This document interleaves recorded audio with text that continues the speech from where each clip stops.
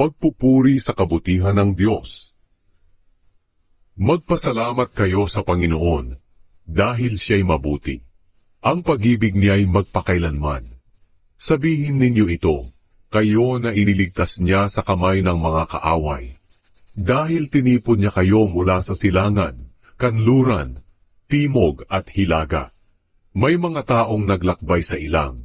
Hindi nila makita ang daan papuntang lungsod na maaari nilang tirhan. Sila'y nagutom at nauhaw at halos mamatay na. Sa kanilang kahirapan, tumawag sila sa Panginoon, at iniligtas niya sila sa kagipitan. At pinatnubayan niya sila papunta sa lungsod na matitirhan. Kaya dapat silang magpasalamat sa Panginoon, dahil sa pag-ibig niya at kahanga-hangang gawa sa mga tao.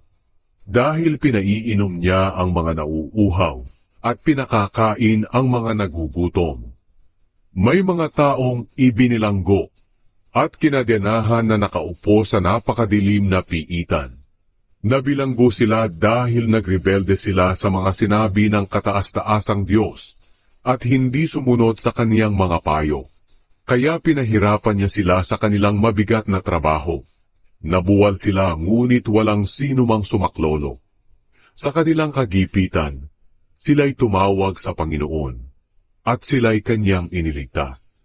Pinutol niya ang kanilang mga kadena, at sila'y kinuha niya sa napakadilim na piitan.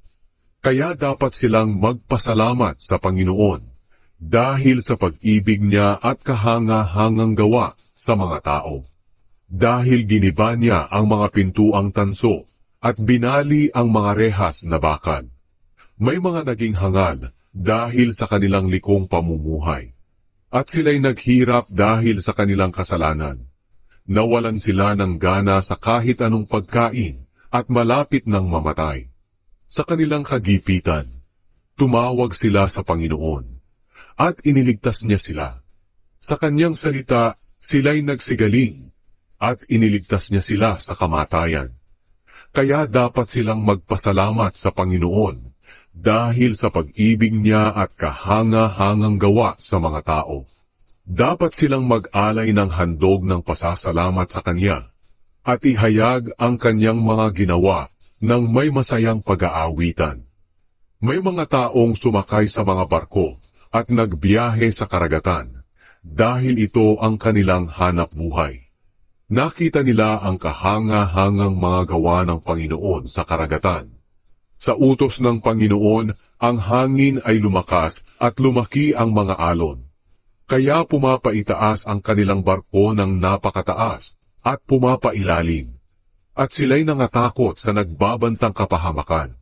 Sila'y susuray-suray na parang mga lasing at hindi na alam kung ano ang gagawin. Sa kanilang kagipitan, tumawag sila sa Panginoon, at sila'y iniligtas niya mula sa kapahamakan. Pinatigil niya ang malakas na hangin, at kumalma ang dagat. At nang kumalma ang dagat, sila'y nagalak, at pinatnubayan sila ng Diyos, hanggang sa makarating sila sa nais nilang daungan.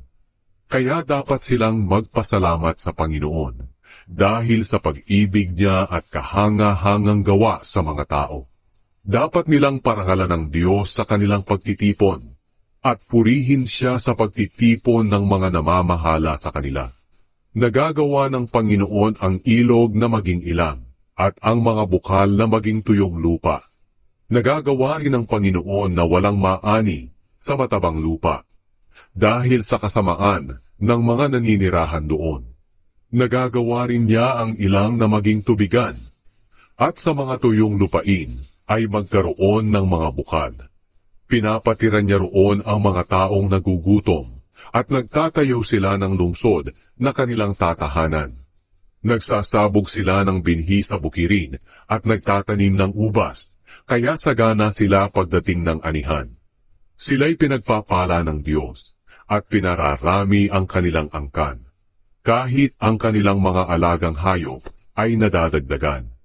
Ngunit dahil sa pang-aapi, kahirapan at pagkabagabag, sila'y nabawasan at napahiya. Isinumpa ng Diyos ang mga umaapi sa kanila. at sila'y ililigaw at gagala sa ilang nawalang daan. Ngunit tinulungan niya ang mga dukha sa kanilang kahirapan, at pinarami ang kanilang sambahayan na parang kawan. Nakita ito ng mga matuwid, at sila'y nagalak, ngunit tumahimik ang masasama. Ang mga bagay na ito'y dapat ingatan sa puso ng mga taong marunong, at dapat din nilang isipin ang dakilang pag-ibig ng Panginoon.